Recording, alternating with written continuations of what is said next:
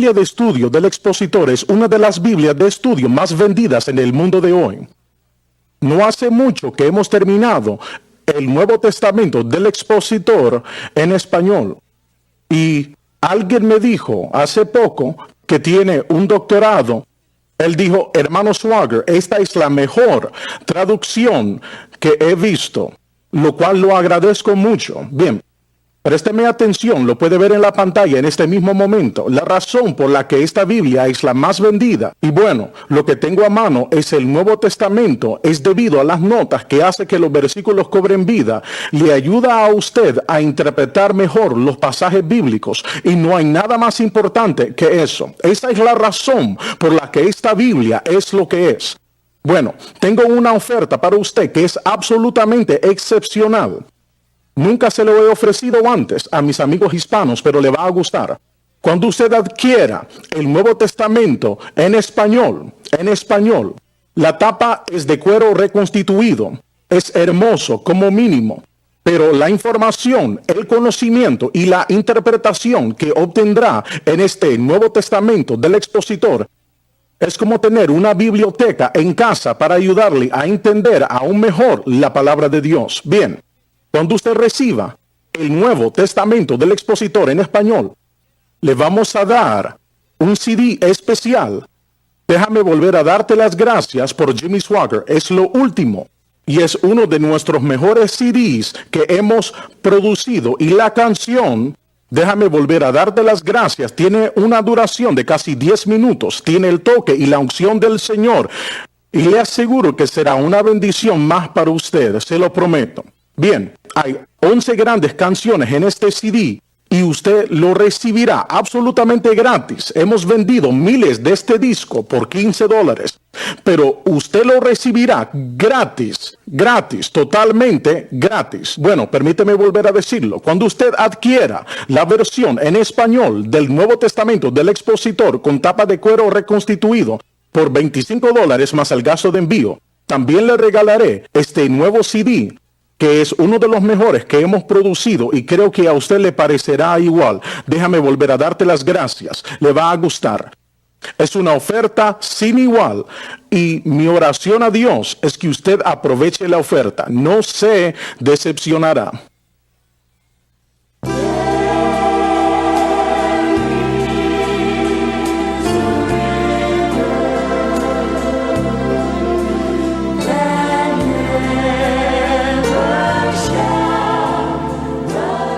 Bienvenido hoy a un estudio en la palabra. Bueno, estamos en el estudio del gran capítulo 4 de Gálatas y hoy estudiaremos el versículo 4 y voy a leerlo rápidamente. No leeré las notas, solamente el texto. Mas venido el cumplimiento del tiempo, Dios envió a su Hijo, hecho de mujer, hecho bajo la ley. Bueno, he leído eso, todas las notas y todo ya 2 veces, por lo que no es necesario repetirlo. Bien. Ya he preguntado por qué se llevó tanto tiempo para que llegara el cumplimiento del tiempo. 4,000 años desde el tiempo de la caída hasta que vino Jesús a la tierra con el fin específico de ir a la cruz. ¿Por qué tardó 4,000 años? Hice la declaración ayer de que Dios se convertiría en hombre, ya que tendría que ser un hombre el que redimiría a la humanidad, porque los ángeles no podían hacerlo ya que son de otra creación. Y Dios es Dios, aunque Jesús nunca dejó de ser Dios ni por un momento, pero como Dios, funcionando como Dios, quizá podría decir y no ser, pues sería correcto, él no podía redimir al hombre como Dios. Bien, Dios es Dios, él pudiera hacer cualquier cosa, pero Dios no irá en contra de su carácter, su justicia, su naturaleza. Y por lo tanto, Dios tendría que hacerse pecado y Dios no podía hacer eso.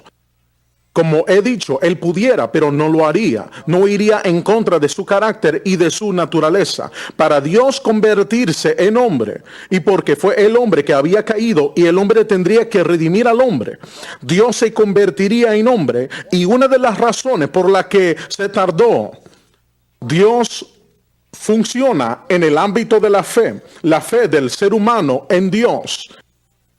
Y no había fe Abel demostró fe y Caín lo mató. Enoc, desde luego, demostró fe y sabemos que alrededor de 1000 años después de la caída, Enoc, pero como dicen algunos eruditos, y creo que es con razón, de no haber trasladado el Señor a Enoc, ellos lo hubieran matado. Permítame leerle algo sobre la condición de la raza humana.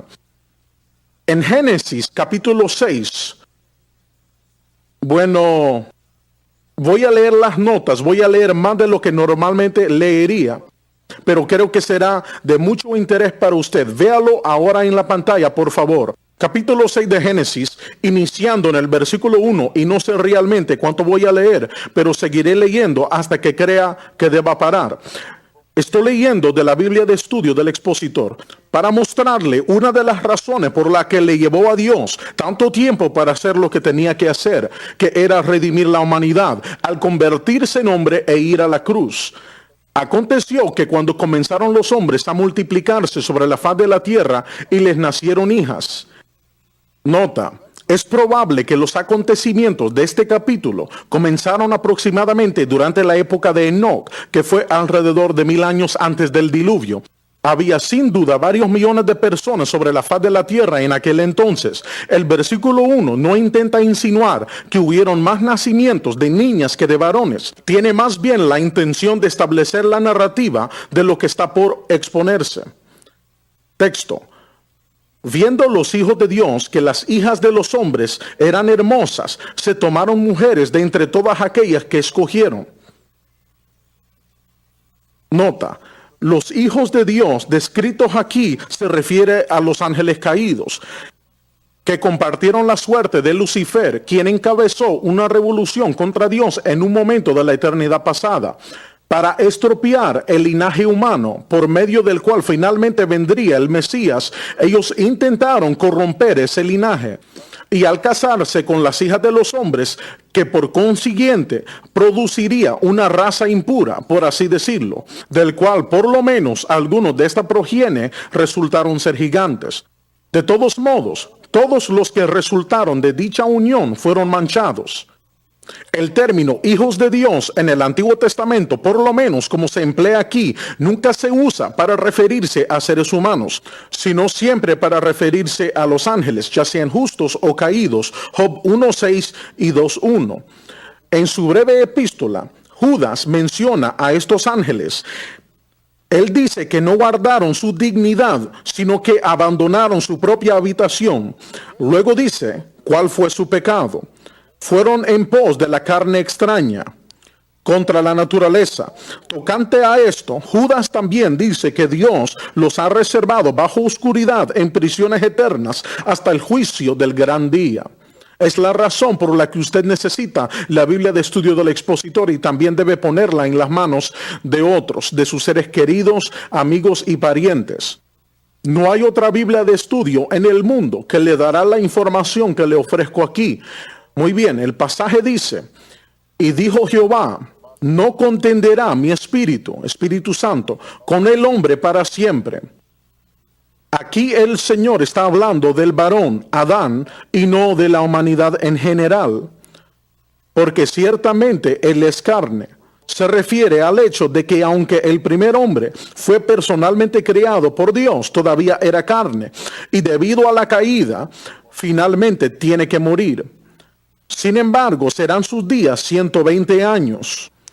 A partir del tiempo de esta declaración se le concedería a Adán 120 años para arrepentirse. No hay prueba de tal. Muchos creen que estos 120 años se refieren al plazo máximo para arrepentirse antes del diluvio. Sin embargo, no tiene nada que ver con el diluvio, como se demostrará más adelante. Texto. Habían gigantes en la tierra en aquellos días. Nota, como resultado de la unión de los ángeles caídos y las hijas de los hombres. Y también después.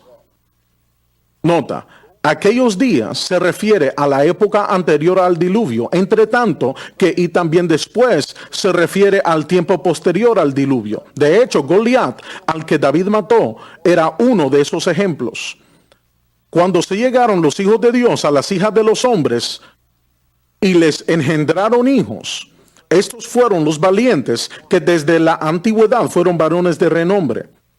Estos términos, valientes, varones de renombre, refutan la hipótesis de que estos términos se refieren simplemente al linaje de Set y al linaje de Caín. Y vio Jehová que la maldad de los hombres era mucha en la tierra. Bien, aquí es a donde quiero arribar. Los gigantes creaban más y más formas de maldad, y que todo designio de los pensamientos del corazón de ellos era de continuo solamente el mal. Bien, veámoslo de nuevo. Y que todo designio de los pensamientos del corazón de ellos era de continuo solamente el mal. Debido a esta infestación, el mal comenzó con el proceso mismo del pensamiento e incorporó a todos los seres humanos. Era una acción continua del mal que nunca se aplacaba y continuó degradándose más. Y se arrepintió Jehová de haber hecho al hombre en la tierra. Nota, Dios no cambia con respecto a su naturaleza.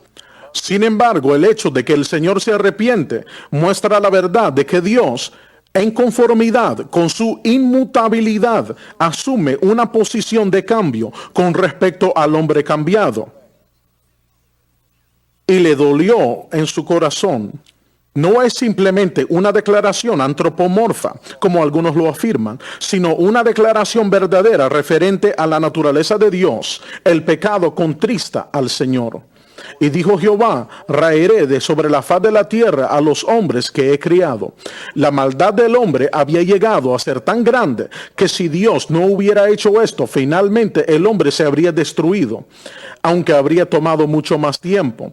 El pecado tiene que ser juzgado e inevitablemente será juzgado. Desde el hombre hasta la bestia y hasta el reptil y las aves del cielo, pues me arrepiento de haberlos hecho. El reino animal se hizo para el hombre. Y si el hombre es destruido, no hay más propósito ni motivo para el reino animal. Por lo tanto, también debe ser destruido. Leeré un versículo más. Pero Noé halló gracia ante los ojos de Jehová. Es la primera vez que se menciona la gracia en la Biblia. La gracia se refiere a la bondad de Dios otorgada al hombre que no la merece. Ahora me voy a detener ahí. Bien. La maldad del hombre, la carencia de fe en la tierra, fue la razón de que haya tardado. Dios, de hecho, tuvo que levantar a un grupo de personas, no una raza. El pueblo judío no era una raza. Ellos son parte de una raza, pero no son una raza distinta de sí mismos. Ellos son parte de la raza. Bueno, en todo caso, y por lo tanto, Dios tuvo que levantar en el vientre de Sara y de los lomos de Abraham, porque la humanidad entera de la tierra en ese momento, y puede haber sido una excepción aquí y allá, ellos adoraban a ídolos, no conocían a Dios. Me estoy refiriendo durante la época de Abraham. Existe la posibilidad de que uno de los hijos de Noé, no se da casi nada de información, y algunos eruditos de la Biblia creen que Melquisedec, que figura en el libro de Génesis, podría haber sido Sem, el hijo de Noé. Algunos también piensan que podría haber sido Sem que dio fe a Abraham, y tal vez fue así. Estaba vivo en aquel tiempo y creo que murió alrededor de 800 años de edad, lo que sea que pudo haber sido. Pero la Biblia realmente no nos da esta información. Todo lo que se sabe es que Dios llama a Abraham de Ur de los Caldeos. ¿Cómo lo llamó? No se nos dice. El método que él usó, apareciendo a él personalmente, hablándole en un sueño, en que Sem le testificó a él, no sabemos cómo, pero Dios le habló a Abraham, lo levantó porque Abraham y su familia eran adoradores de ídolos. Y el Targumim judío nos dice que la familia de Abraham era fabricante de ídolos. El ídolo del dios Luna, Ur de los Caldeos, el nombre de la ciudad o la ciudad que lleva el nombre de Ur, dios de la luna. Y de las estatuillas hacían ídolos sea lo que estos se parecían, de madera, de oro, de plata, de lo que sea. Y en este ambiente, Dios de cierta forma alcanzó a Abraham y él creyó a Dios y aceptó el camino de Dios y aceptó a Dios. Y de él, de Abraham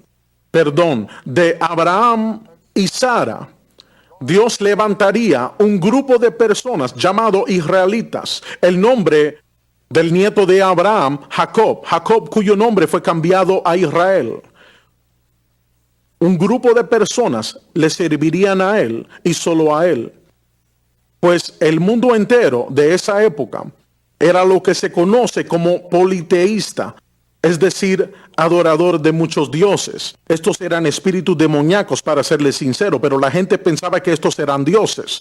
El dios de la fertilidad, Baal, Moloch y Chemosh y etcétera.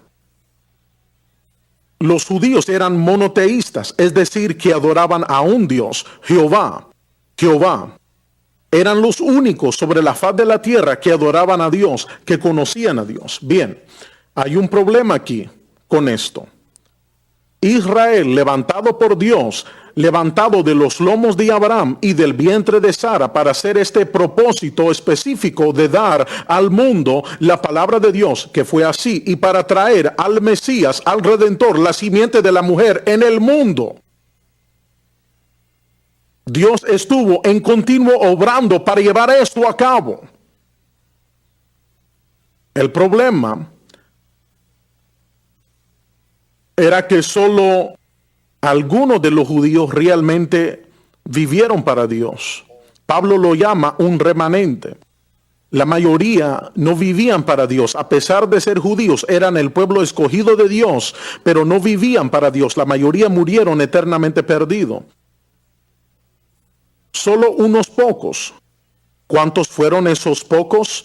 Nosotros no sabemos, pero ellos vivieron para Dios, y debido a estos que vivieron para Dios, lo cual llevó tiempo para gestar a este pueblo. A cierto punto, como saben los estudiantes bíblicos, el Señor tuvo que destruir Jerusalén, tuvo que destruir Judá, tuvo que destruir el templo, porque estaban adorando a los ídolos, poniendo ídolos en el templo. Hay pruebas de que Manasés puso un ídolo, la imagen de Acera, que fue el ídolo más vil y malvado que se pueda imaginar, en el lugar santísimo. Y se volvieron tan malos que, a pesar de las profecías de Isaías y Jeremías y Ezequiel y los demás, Dios tuvo que destruirlos. Y fue así. Fueron tomados cautivos por Nabucodonosor, y el cetro de poder del liderazgo del mundo se perdió de las manos vacilantes de los reyes de Judá, que eran hijos de David, a través del cual había de venir el Mesías. Y pasó a los gentiles, y sería referido por Cristo como los tiempos de los gentiles. Pasó a manos de Nabucodonosor primero, luego pasó a los medo-persas, y luego pasó a los griegos, y luego pasó a los romanos. Estuvo en manos de Gran Bretaña hace casi 1000 años atrás. Ahora el cetro de poder está en manos de Estados Unidos, y es una gran responsabilidad, y mucho más de lo que podemos pensar. Permítame decir ciertas cosas sobre esto. El cetro de poder dado por Dios, quitada de las manos de Israel, de las manos vacilantes, podría decir, de Israel, a causa de su pecado y de su maldad, y entregado a los gentiles, un día volverá a las manos de Israel, pero solo después de la segunda venida.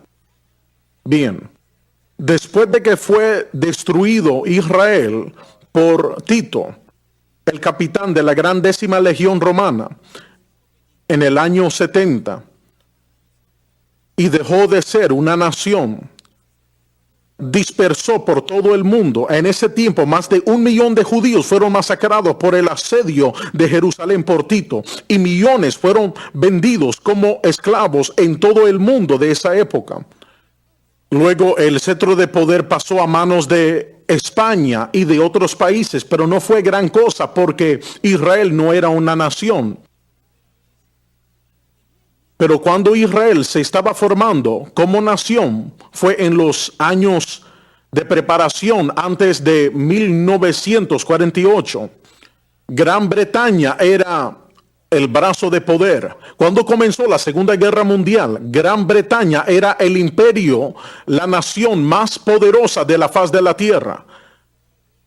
Recuerdo que de niño miraba la bandera del Reino Unido en los mapas en el aula de la escuela y abarcaba nación tras nación en el mundo. Pero Inglaterra no trató de ayudar a Israel a formarse como nación. Pusieron todo obstáculo en su medio por alguna razón. Y Dios les quitó a ellos el imperio, les quitó el cetro de poder a ellos porque se opusieron a que Israel fuera una nación. Y le dio el cetro de poder a los Estados Unidos, donde ha permanecido desde entonces, y tenemos una enorme responsabilidad en esta nación, una enorme responsabilidad. Y como líder titular entre las naciones, se puede decir que no queremos la responsabilidad y no somos la policía del mundo. No importa, lo somos. No importa, lo somos. Ordenado por Dios. Y parte de esa responsabilidad es la protección del Estado de Israel. Y me preocupa de que estamos decayendo. Y el expresidente George Bush hizo esta declaración. Él dijo, antes de dejar el cargo, yo tendré un tratado de paz entre Israel y los palestinos. Y lo que intentaba hacer era presionar mucho a los dirigentes de Israel para que ellos entregaran Cisjordania totalmente a los palestinos, y para dar al menos la mitad o tal vez toda Jerusalén para la capital de Palestina. Eso es lo que él intentaba hacer. No es la voluntad de Dios. Es incorrecto. Esa tierra le pertenece a Israel, no le pertenece a nadie más. Fue dado por Dios. Realmente le pertenece a Dios. Y el cetro de poder está en nuestras manos, pero más vale ser precavido. ¡Qué sorpresa! Hace años oí decir a un predicador, C.M. Ward, él está con el Señor ahora, fue un gran predicador del Evangelio y un gran amigo mío. Le oí decir esto y tenía razón. Él dijo, con tal que nuestra nación apoye a Israel, con tal que le aseguremos su soberanía y protección, de algún modo los problemas económicos de esta nación se resolverán. De algún modo las dificultades que enfrentamos en el mundo se resolverán. Dios se ocupará de esto mientras que realicemos nuestra obligación, que trágicamente los líderes de nuestra nación ni siquiera entienden. Y yo temo por nuestra nación a causa de la decisión debilitante de dar apoyo a Israel. No significa que hay que tratar mal a los palestinos, y la realidad es que no existen los palestinos. El nombre se derribó de los filisteos hace 3000 años. Estas personas son jordanos, son egipcios, son sirios, etc. Pero ellos no son palestinos. Pero eso no viene al caso. No significa que este país va a ser cruel con ellos y no lo somos. Pero en nuestra imparcialidad, por así decirlo, tenemos que entender, más vale que entendamos que es nuestra obligación es proteger a Israel. Y más nos vale llevar a cabo dicha obligación bajo Dios. No tenía intención de salirme del tema de hoy, pero creo que fue interesante. Este libro que tengo en mi mano es nuestro primer libro, hasta donde yo sepa, que hemos traducido al español. El título es La naturaleza pecaminosa y producimos esta primero porque en mi opinión es el material más importante, el tema más importante que todo creyente, no importa quién sea usted, debe tener conocimiento y entender lo que es la naturaleza pecaminosa. Tiene unas 70 páginas más o menos de letra grande y le aseguro que es un material que todo creyente en el mundo tiene que saber. Y me alegra de que hayamos elegido este primero para traducirlo al español. Y muy pronto le ofreceremos muchos más. Y le doy gracias al Señor por nuestros amigos latinoamericanos en todo el mundo. Y le doy gracias a Dios por ser usted parte de nuestro programa televisivo, ya que le apreciamos muchísimo. Bien, adquiéralo por solo $20 más el gasto de envío. Se le enviaré tan pronto haga el pedido. La palabra de Dios se le revelará esta gran verdad que se le dio al apóstol Pablo hace casi 2000 años. Pero que la mayoría de la iglesia en realidad no entiende demasiado. Pero si usted quiere vivir una vida cristiana victoriosa y de poder, entonces debe tener conocimiento y entender lo que se trata la naturaleza pecaminosa, como lo expone el capítulo 6 de Romanos. Todo está aquí. Quiero volver a decirlo. Esta guía de estudio es el primer material que le ofrecemos, aparte de la Biblia, que se ha traducido al español. Y si pudiera retorcerle el brazo, lo haría. Porque espero que usted aproveche la oportunidad de adquirirlo.